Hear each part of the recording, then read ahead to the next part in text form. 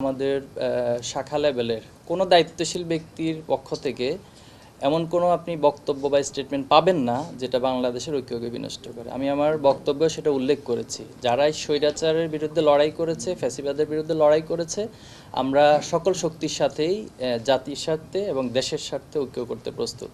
এজন্য কেউ যদি ভুল করে আমাদের দায়িত্ব হচ্ছে তাকে ভুল ধরিয়ে দেওয়া, ভুল সংশোধন করিয়ে দেওয়া। তো আমরা আমাদের যারা বন্ধু প্রতিমা আছেন তাদের প্রতি আহ্বানে রাখবো, আপনারা ভুল পথে হাঁটছেন এবং এই ভুল পথে হাঁটার খেসারতটা ছাত্র শিবিরকে দিতে হবে না, বরং আপনাদেরকে দিতে হবে এবং আপনারা ফ্যাসিবাদকে বা ফ্যাসিবাদী যে শক্তি ছিল তাদেরকে জায়গা করে দিবেন এবং এর জন্য দীর্ঘমেয়াদে আপনাদেরকে ভোগান্তিতে পড়তে হবে। তো এই আহ্বানটুকু আমরা তাদের প্রতি রাখতে চাই। 5 তারিখের পরে আমাদের যে রাজনৈতিক উদারতা তৈরি হওয়ার কথা ছিল, যে একটা রাজনৈতিক মানসিকতার পরিবর্তন হওয়ার কথা ছিল, সেটা তো আমরা দেখছি না। সবাই হচ্ছে ব্যক্তি স্বার্থ এবং দলীয় স্বার্থকে এত বেশি প্রাধান্য দিচ্ছি।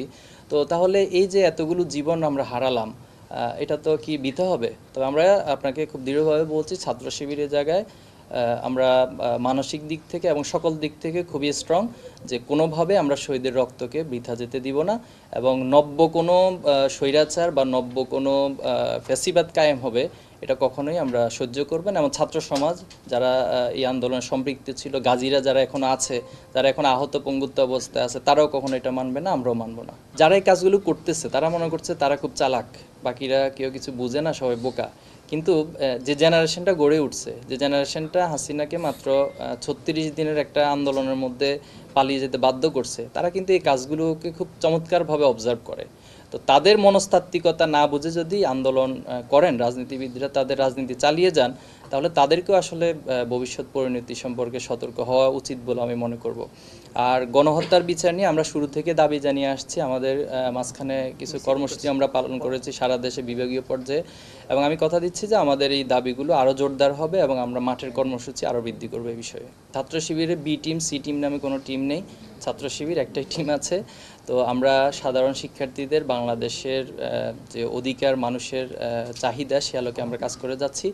আর সেখানে আমরা দেখেছি মূলত কোনো ধরনের তথ্য প্রমাণ ছাড়া ছাত্র শিবিরের দায় চাপিয়ে দেওয়া। এটা শুধু এই একটি ঘটনা না, আরও অনেকগুলো ঘটনা বাংলাদেশে ঘটেছে, যে আমি নিজে বা অন্যরা নিজেরা একটা ঘটনা ঘটাচ্ছে, ছাত্র শিবিরের দায় চাপিয়ে দেওয়া। তো এই কালচারটা আসলে খুবই খারাপ এবং আমরা আশা করব যে সবাই দায়িত্বশীলতার ভূমিকা রাখবেন এবং এই জায়গাটা পরিবর্তন ঘটাবেন। স্বাভাবিকভাবেই তো হচ্ছে একটি গণতন্ত্র চর্চা অথবা ছাত্রদের যে প্রকৃত প্রতিনিধি তাকেই তো বাছাই করা হয় ছাত্র সংসদ নির্বাচনের মাধ্যমে। তো সেটাকে তো বাধা দিয়ে রাখা হয়েছে, আটকিয়ে রাখা হয়েছে মূলত ফ্যাসিবাদ কায়েমের জন্য।